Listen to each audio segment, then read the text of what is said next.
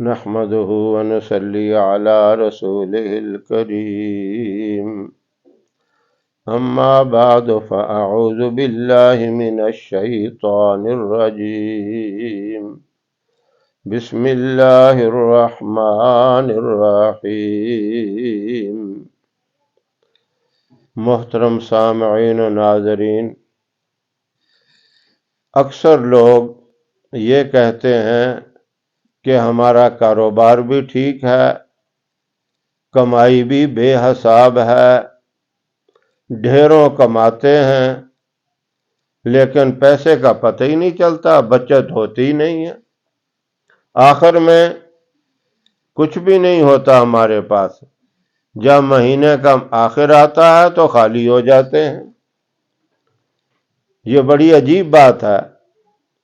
ایک تو یہ ہے کہ کمائی نہ ہو پھر تو پریشانی کی سمجھ آتی ہے، اور کمائی بھی ہو، کاروبار بھی اچھا چلتا ہو، ڈھیروں کماتا بھی ہو بندہ، اور پھر بندے کے پاس پیسہ نہ رہے۔ اس کی سب سے بڑی وجہ ایک تو یہ ہے گناہوں کی شامت۔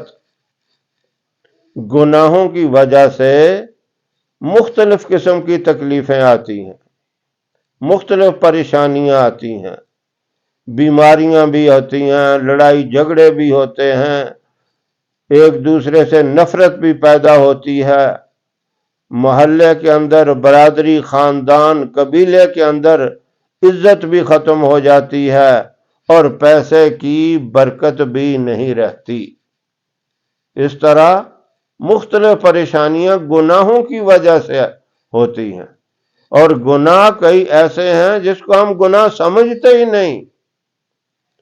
گناہ کوئی تھوڑے تو نہیں ہیں، ہم قدم قدم پہ غلطیاں کرتے ہیں، نافرمانیاں کرتے ہیں، جھوٹ، غیبت، چغلی، یہ سب گناہ ہیں، یہ چیزیں تو عام ہیں۔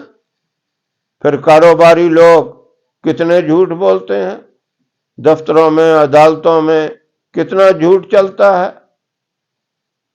یہ ساری چیزیں بے برکتی پیدا کرنے والی ہیں، نقصان پیدا کرنے والی ہیں، خطرناک چیزیں ہیں۔ اب ان سے سب سے پہلا کام تو یہ ہے کہ توبہ کی جائے، اللہ سے معافی مانگی جائے، اور توبہ اللہ کو بہت پسند ہے۔ توبہ کرنے والا خوش نصیب آدمی ہے، اللہ معاف کرنے میں دیر نہیں کرتے۔ اتنی جلدی ماں ناراض ہو جائے وہ بھی نہیں معاف کرتی جتنی جلدی اللہ معاف کر دیتا ہے، لیکن سچی توبہ کریں تو تب۔ اور اس کے ساتھ ایک وظیفہ بھی ہے، بہت مجرب وظیفہ ہے، با کمال وظیفہ ہے۔ وہ وظیفہ یہ ہے کہ آپ نے اول آخر ایک ایک مرتبہ درود ابراہیم پڑھنا ہے، اور 11 مرتبہ سورہ فاتحہ پڑھنی ہے، 41 مرتبہ یا نافع پڑھنا ہے۔ یہ آپ صبح و شام 2 ٹائم عمل کریں۔ صبح کا عمل آپ فجر کی نماز کے بعد فوراً کریں، اشراق کے وقت کر لیں، چاشت کے وقت کر لیں، ظہر سے پہلے پہلے جب مرضی کر لیں۔ رات کا عمل مغرب سے لے کر صبح سورج نکلنے تک، یہ رات ہے، جب سورج طلوع ہو جائے تو دن شروع ہو جاتا ہے۔ رات والا عمل آپ مغرب کی نماز کے بعد کریں، عشاء کی نماز کے بعد کریں، تہجد کے ٹائم کر لیں جو سب سے مبارک ٹائم ہے، اور رات کے کسی بھی حصے میں آپ کر سکتے ہیں۔